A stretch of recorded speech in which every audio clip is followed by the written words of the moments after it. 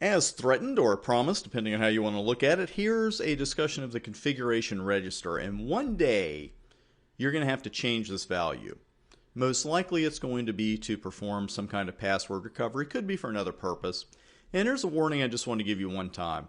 If you change the register to an incorrect value and then reload the router, you can actually disable the router to the point that Cisco can't bring it back. But there's no pressure.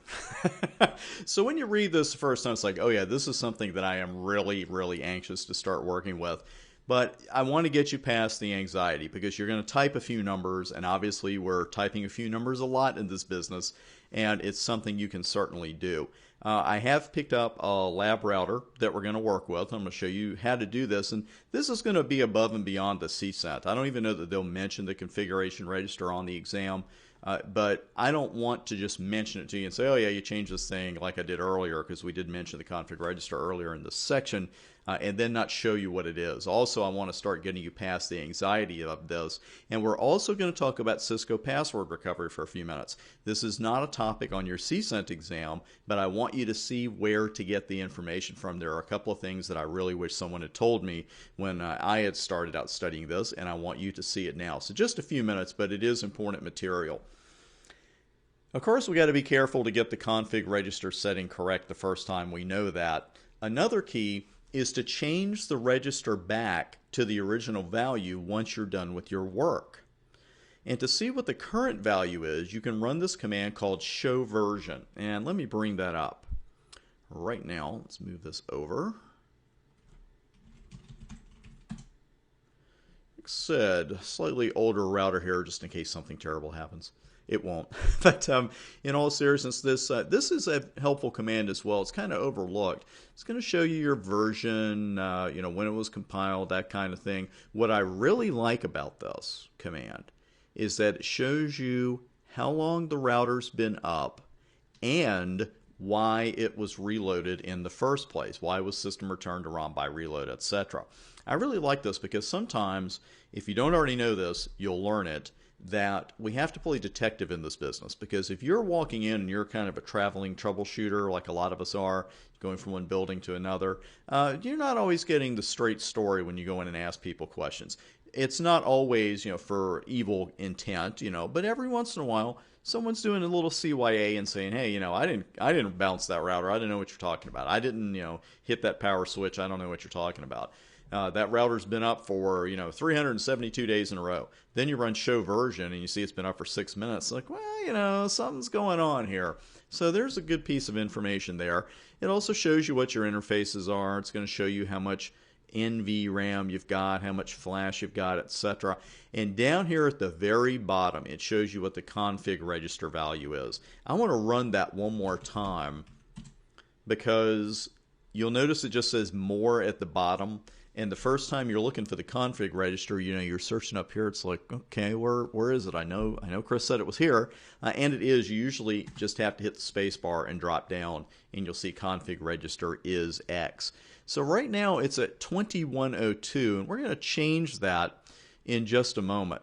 But something else I'll show you here on the board, and we'll see it live in a moment. 2102 is actually the default. And what that particular value does is it forces the router to look in its own flash for a valid iOS on the startup. Remember we mentioned, here's the order where it looks for the iOS.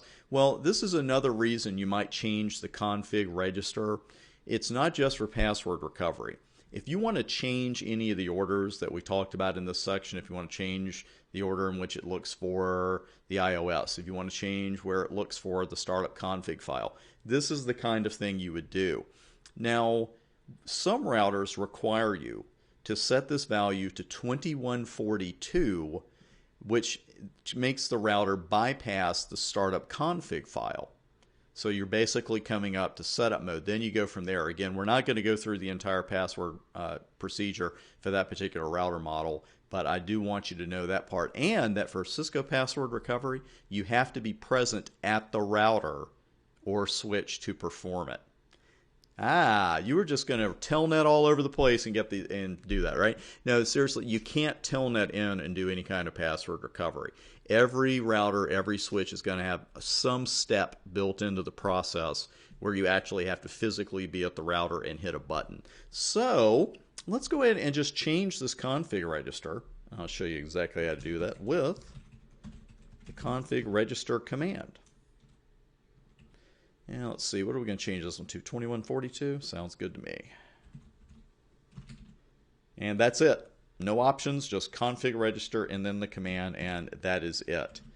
And once we hit enter, go back to our prompt, nothing. We don't even get a confirm on this. We're not told your config register has successfully been changed, that kind of thing. So let's use our up arrow to repeat our commands, do show version. And here's a small little gotcha with the config register. You have to reload it in order for it to take effect. It does not take effect immediately. It even says config register is, and then it says will be 2142 at next reload. So then you could just go ahead and reload this router, and then it's set to 2142.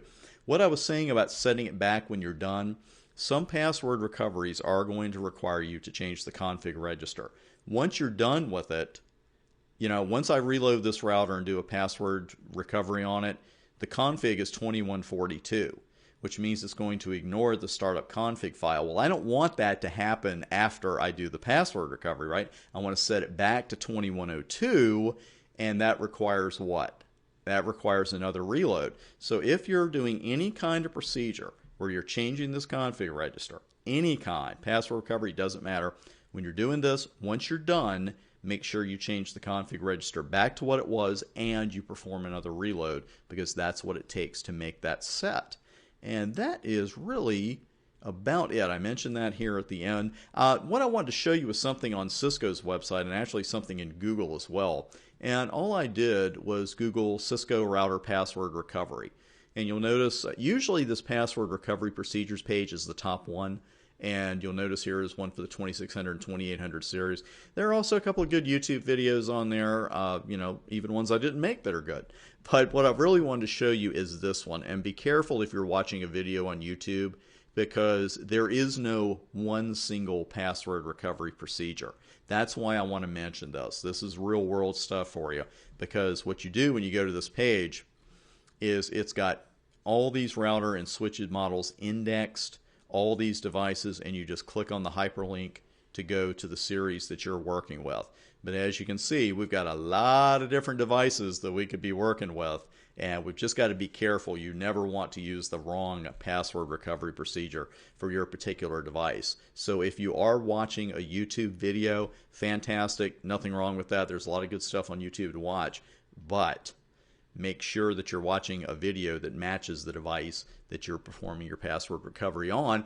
And just one more quick reminder, Cisco even mentions it there. For security reasons, the password recovery procedures listed here require physical access to the equipment, because we sure don't want people telnetting in and changing our passwords or doing password recoveries. That is it for this particular section, and we'll just wrap it up right there. I'll see you on the next section.